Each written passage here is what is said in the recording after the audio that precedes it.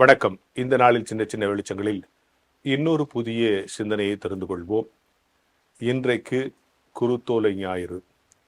கிறிஸ்தவ ஆலயங்களில் எல்லாம் குருத்தோலையை ஏந்தி கொண்டு தங்கள் ஆலய வளாகத்தையோ அல்லது ஆலயத்திற்கு வெளியே ஒரு சில தெருக்களையோ பவனி வந்திருப்பீர்கள். அதற்கான ஆயத்தங்கள், அதற்கான உற்சாகங்கள் வருடந்தோறும் நீங்கள் இந்த பகுதியிலிருந்து இந்த பகுதிக்கு அப்படி போய் மீண்டும் ஆலயத்திற்குள் வந்து இந்த ஞாயிறை ஆசரிப்பீர்கள்.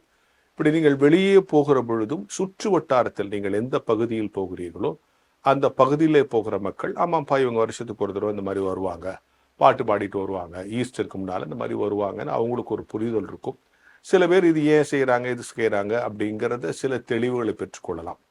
எனவே இந்த ஓசன்னா பவனி என்பதை பரிசுத்த வேதாகமத்தில் இயேசு கிறிஸ்துவானவர் நடத்திய அந்த பவனியை நினைவு கூறுகிற வகையில், தபசு காலம் முழுக்கவே நினைவு கூறுதல் தானே. பெரிய வெள்ளிக்கிழமை நாம் நினைவு கூறுகிறோம், சரியா? அப்படி நினைவு கூறுவதற்காக இதை நடத்துகிறோம். சரி, இது ஏன் நடத்தணும், இதனுடைய உட்பொருள் என்ன, இதனுடைய இம்பேக்ட் என்ன, அதெல்லாம் ஒரு பக்கம் விட்டுட்டு இந்த செயலுக்கு நம்ம என்ன சொல்றோம், குருத்தோலை பவனின்னு சொல்றோம். இது மாதிரி கூட்டமா போறதற்கு பல சொற்கள் இருக்கு. ஊர்வலம், பேரணி, இலக்கிய காலத்துல உலா, நம்ம சொல்றது பவனி, சரியா? ஊர்வலம்னு சொன்னா பல சமயங்களில் கடவுளை எடுத்துக்கொண்டு அப்படியே தேரில் வச்சு ஊர்வலமா வர்றது.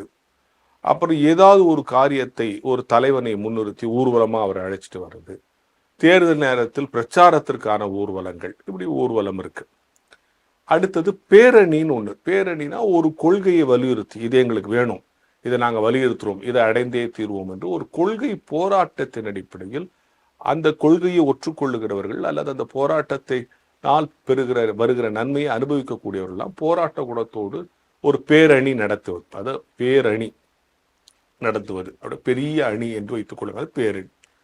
மன்னர் காலத்துல உலா போறதுன்னு ஒண்ணு இருக்கு. அது என்னன்னா, மன்னர் ஊரை சுற்றி பார்ப்பார், அல்லது மன்னர் மக்கள் தன்னை பார்க்கணுங்கிறதுக்காக ஒரு உலா போவார். ஏன்னா அவர் அரண்மனைக்குள்ளே இருப்பாரு, தினம் போய் மன்னரை மீட் பண்ண முடியாது இல்லையா? அதனால மாசத்துக்கு ஒரு தடவை உலா வரும்போது, உலா இலக்கியம்னே தமிழ்ல இருக்கு. அப்படி உலா வரும்போது அவர் யார் யாரெல்லாம் பார்த்து எப்படியெல்லாம் புகழ்கிறார்கள் என்று உலா இலக்கியங்கள் எல்லாம் சிற்றிலக்கியங்கள்ல ஒரு வடிவமா இருக்கு.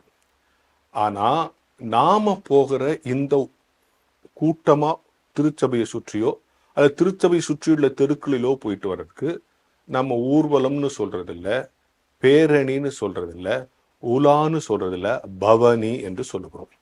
ஒருவேளை இது தமிழ் சொல்லாக இல்லாமல் இருக்கலாம், தமிழ் சொல்லில தான். ஆனா நாம போகிற இந்த மாதிரி திருச்சபையிலிருந்து வெளியே போகிற இந்த செயலுக்கு நாம பவனின்னு பேர் சொல்றோம். பவனினா என்னன்னா, அது தமிழ் சொல் இல்லைன்னு நான் சொல்லிட்டேன் முன்னாலே. பவனா தூய்மையான, அணினா கொண்டு வருபவர். அணினாலே தே கேம் அப்படின்னு தான் அர்த்தம். அணி வருகிறார்கள், கொண்டு வா. பவனி என்று சொன்னால் தூய்மையை கொண்டு வருபவர். இதற்கு பிறகு குட் ஃப்ரைடே வரப்போது தன்னுடைய ரத்தத்தை சிந்தி என்ன தூய்மைப்படுத்த போகிறார். எனவே குருத்தோலை ஞாயிறு என்பது தூய்மையை கொண்டு வருகிறவர் என்று. பவனின்னு சொன்னா தூய்மையை கொண்டு வருகிறவர்னு அர்த்தம். என் வாழ்விலே, பாவமான வாழ்க்கையிலே, அசுத்தமான வாழ்க்கையிலே தூய்மையை கொண்டு வரப்போகிறவர் இவர் என்று ஆர்ப்பரித்து அதை சமூகத்திற்கு அடையாளப்படுத்துகிற பவனி தான் குருத்தோலை ஞாயிறு.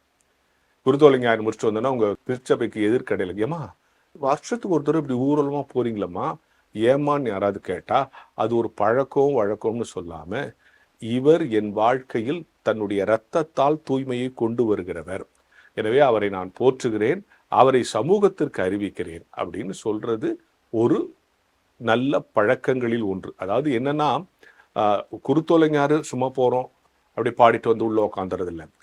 இந்த குருத்தோலை ஞாயிறுக்கு அப்புறம் வரப்போகிற பரிசுத்த வாரம், பெரிய வியாழன், பெரிய வெள்ளிக்கிழமை, இதற்கு பிறகு நடக்க போகிற அந்த சிலுவை மரணம் என்பது எனக்கு ரட்சிப்பும் தூய்மையான வாழ்க்கைன்னு கொண்டு வரப்போகிறது. அதற்கான எப்படி இந்த தூய்மையை கொண்டு வருகிறவரை ஆர்ப்பரித்து சந்தோஷமாக என் வாழ்க்கையை தூய்மைப்படுத்துற ஒருத்தர் வரார், இந்த குட் ஃப்ரைடேல தன்னுடைய ரத்தத்தை சிந்தி எனக்கு தூய்மைப்படுத்த போறார்னு அதை உணர்ந்தவர்களாக, அதை அனுபவித்தவர்களாக, அதை பறைசாற்றுகிறவர்களாக நாம் போகிற இந்த செயலுக்கு பெயர்தான் குருத்தோலை பவனி என்கின்ற ஞான வெளிச்சத்தோடு இந்த நாளை தொடங்குவோம்.